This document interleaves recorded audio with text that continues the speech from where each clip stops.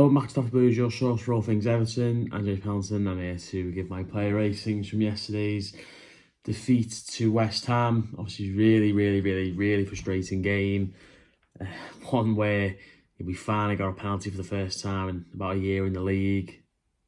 Taking an awful penalty from Beto, and we miss it. And it just felt like it was going to be one of those home games after that, to be honest with you. But we went and scored, and then you're thinking, right, let's hold on now because we've waited so long for a chance like that. We blew it. It ended up it did matter, but we ended up kind of rectifying that, and then we still got on to lose in dire, desperate fashion. So, another game we've just missed loads of chances, but I mean, I'm frustrated about the chances missed, but at the end of the day, we were winning the game, and if a team like this can't see out a 1-0 lead against a team like West Ham, who I know they've got good attacking players and what have you, but they're a team who were time wasting even at 1-0, like to try and sort of stem the flow a little bit, and if we can't even see that through, then it's really frustrating. And to concede so many late goals recently, also against Luton in the Cup, the Wolves game, Fulham wasn't too late, I think it was 74, 75 minutes at the time, but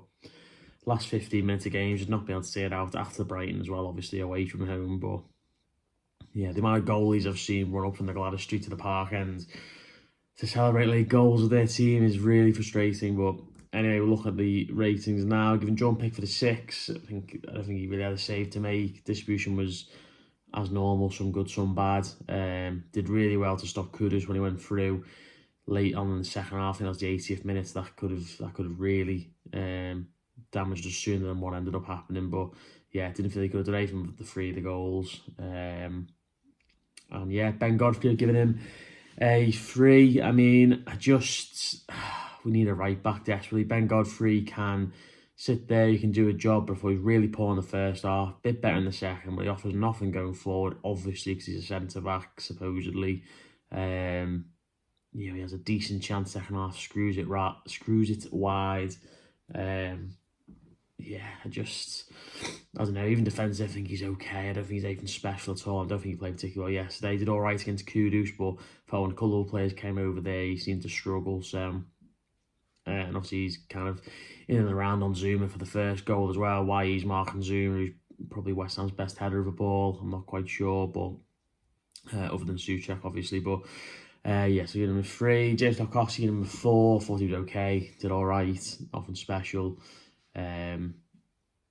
I thought he handled Jared Bowen relatively well. There's a point in the second half where he sort of gets past him and a couple of other players, but I thought he was okay, nothing brilliant. Jared Bramford giving him a 6. I think he made a couple of really good interventions, and yeah, he's just a really good player. Like, even when we don't play hugely well, or if we have a disappointing game like we did yesterday, disappointing result, I normally feel Jared Bramford's played all right, and I thought he played okay yesterday.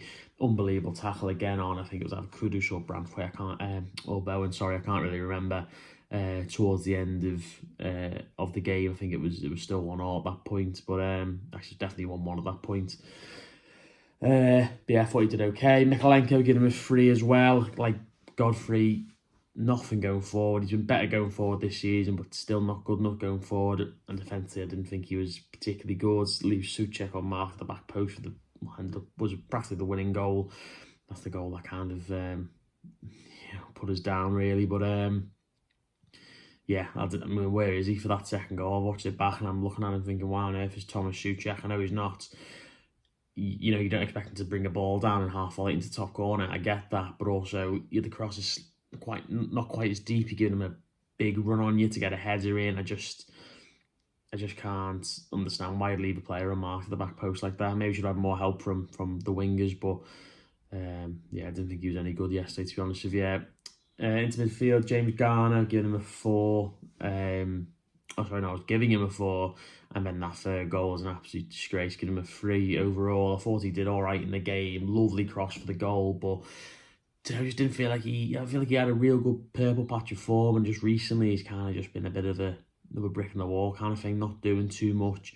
A couple of nice bits of play and decent interchange here and there, but I just feel like he's not offering much at all in central midfield for us. And that quality we've seen for the cross, we've seen so little of that since he's come to the club in terms of on the ball, in an attacking sense. Like, I got told he's a free kick specialist and all this, but I just don't think we've really seen that. It's a brilliant ball for the goal, and I thought he kicked on for the next sort of 5 minutes after that, but then he went missing again. And then the third goal, he puts a corner in. The referee blew up for whatever reason. So we get another corner. First one hits the first man, and then hits the exact same corner. And I get it that a player's going to cross the ball into the near post to try and get a flick on, or you get a good chance to get loads of the goal to aim for, all that. And trying to hit that's a really difficult spot to hit. So you are going to hit the first man sometimes. I do get that. You maybe hit it 9 times out of 10, but on that one, it will get to the player and they'll flick it in, they'll score. And as I say, it's a really good place to get the ball in, so I do get that, but it's last minute of the game, you just hit the first man, just get it in the back post, get a few of the big lads attacking it and see what we can do from there, because to see that corner hit the first man twice is unbelievable. And then for his I don't know, I think it was Mikalenko trying to pass to, and then they go through and goal and score, absolutely pathetic. And for someone as well who, talking about not wanting fans to boo and stuff after the Palace game, and I do get it. I'm not a big booing fan myself in terms of when the team are really trying. But when you're making diabolical errors like that, then you're asking for it really, and you probably do deserve it a little bit as well, because that was pathetic. But anyway, moving on. Amadou Onana, I give him a 5. Thought he was decent. I think a lot of people just got it in for Amadou Onana. I think they look at, he had a terrible shot in the second half. Yeah, really, really bad. Everton centre midfield players and shooting from distance is just a recipe made in hell. I do get that, but this is like micro moments in games you're getting judged on rather than his overall performance. And I thought he was actually all right, to be fair. He ran with the ball, he's going past players, and he's opened the pitch up forward, winning big tackles. He's going to be really hard to replace, in my opinion, and I thought he was decent today. It's one of them, though. Everyone says, oh, he needs to start. He doesn't. Manager's head's on the chopping block when he doesn't. When he comes in, it's like, all right, finally he's in. And when he plays like decently well, and I say really helped us get into the lead and help us keep it at 1-1 as well, to be fair, for some of the interceptions he was making, because he was doing a lot of work on his own, especially once Andre Gomes came on. But then I'm looking at people saying he played crap, and it's just like, I just don't think it's true. But anyway, moving on. Jack Harrison giving him a 2. I thought he was absolutely shocking. I said Jack Harrison all season, we've had maybe 1 or 2 sort of 7 or 8 plus out of 10 performances from him. The rest, even when he scored, even when he's got an assist, he's played like a 4, 5, 6 out of 10 and kind of done nothing really apart from work hard. He does work hard, but yesterday he was absolutely terrible. And I'm crying out for a right-footed winger on that side, because he's having to cut back inside constantly.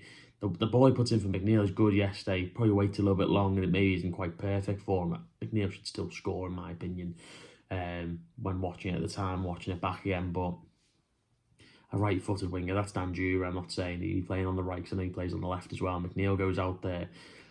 But a right-footed player, or someone who's more confident on his right foot anyway, gets the ball, takes the touch out of his feet and just gets to the cross goal and probably scores and wins the game. So, yeah, I thought he was really bad yesterday. And, unfortunately, it got worse when he went off. So, yeah, the squad's just not good enough, is it? But, yeah, Dwight McNeil giving him a 4. I thought him actually going into midfield, into the central areas and in possession, what changed the game, really, because we were really bad in the first half.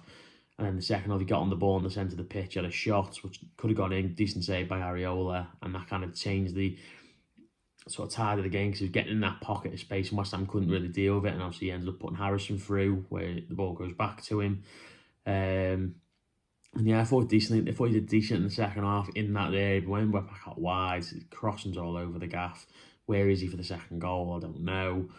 And he had a couple of runs forward, just nothing comes of it. And I say he should score with that shot from 6 yards out. I know he's going through a really tricky time at the minute, and maybe he shouldn't be relied upon as much as he is in this team, but the squad's just nowhere near it. So he's having to play a lot of minutes, and I don't think he's been playing particularly well as of late, unfortunately. But Abdoulaye Doucouré, I've been really looking forward to him getting back, but he did nothing yesterday. I've given him a 3. Thought he was really poor and just throwing his arms up and not really looking too bothered. There's a few plays, to be fair, the amount of times a pass was like slightly wayward and players just giving up on it. Oh, I couldn't believe it. 3 or 4 times.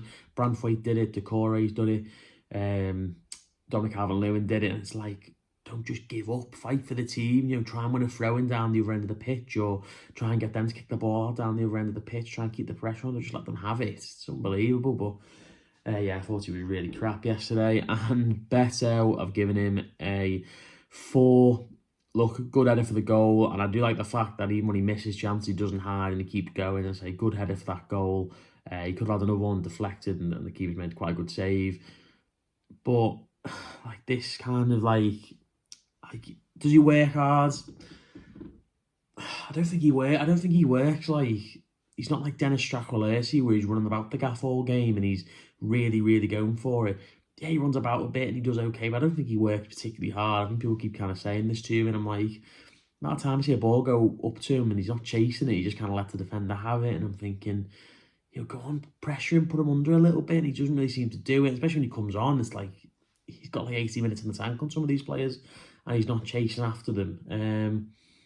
And like, we're not a charity case. He's a £30 million striker, and that one-on-one in the first half, it's diabolical. The finishing level on that, it's like a golf shot. He like kicks the ground and just bobbles towards Ariola, and it comes back, hits him, goes wide. His penalty was awful. Say great header, and he got back in the area and he got back among the chances, didn't hide, didn't just let it kind of go by, and I do appreciate and respect that, but he's got to be doing better with those 2 chances in the first half. They were the only 2 chances in the game for the first hour, and he missed both of them. So, I don't know, I mean, I think he's got 6 goal involvements this season, 4 goals. I think that's as many Dominic Calvert-Lewin's got. And he probably is in better form. Dominic Calvert-Lewin, I do think some of his holder play was decent as well yesterday, but if Dom Calvert-Lewin misses those 2 chances, a penalty, which is as gilt-edged as they come for a striker in the Premier League, by the way, especially someone who grabbed the ball straight away, and it's like, right, he's got to be confident here because he's gone and picked it up and he stood there waiting to take it. But no, for me, no excuse for missing those 2 chances. Gets back among it and does his bit and gets a goal. But if we go in 1-0 up from the penalty or from the one-on-one, then who knows what happens. Sam. Yeah, really disappointed. I thought he played all right, but you can't miss a pen, miss a one-on-one, and then be part of a team which loses a game because you only score 1 goal. That's why. It's the fact that we concede so many late goals and we can't see a game out at the minute, and the fact that we can't take our chances, and he's master in chief at missing chances. Let's be real here. I think some of the chances he's missed have been a bit harder than they looked. Some have been really poor misses, and yeah, we can add another 2 to that list, unfortunately. I'm sure he'll keep going, and I hope he comes good, but we will see. I'm needing more from him at the minute, to be totally honest. And then the subs, Dom came on, to fair, put himself about a little bit, a couple of shots, but nothing special, giving him a 3.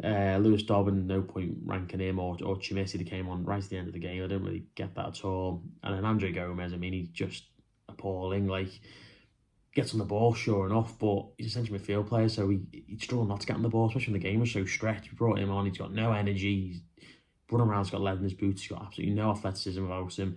Yeah, he had a shot from the edge of the air on his left foot, fair enough, for having a go. It wasn't a great effort or anything. And he picks the ball for another great chance, and he dilly-dallies on it, and he's got no...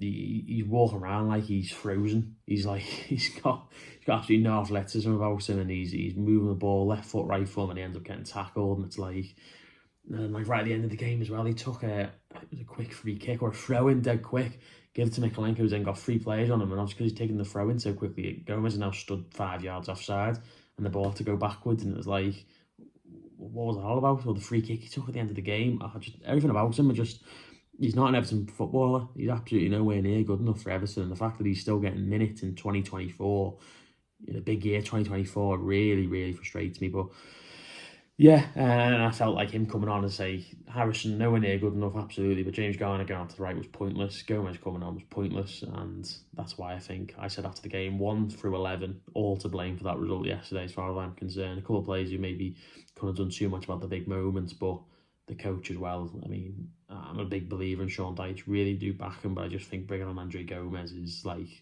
basically sending a player off. As far as I'm concerned, he's absolutely useless, especially when it means a central player then goes out to the right, and then you feel like you've got 9 players almost. Anyway, look, it's been a decent weekend other than that, to be fair. As I'm doing this now, I think Burnley's still getting beat. Luton obviously lost, Forest lost, and lost their heads as well by the looks of things, and obviously Brentford drew. So look, we'll see what happens, but it's another week where we've gained nothing on anyone around us, and we really need to get that win under our belt. United's going to be a difficult game next week, so we'll see how it is. But let me know your thoughts on the rating. What would you give everyone, and what would you like to see change ahead to the next match? Nice one.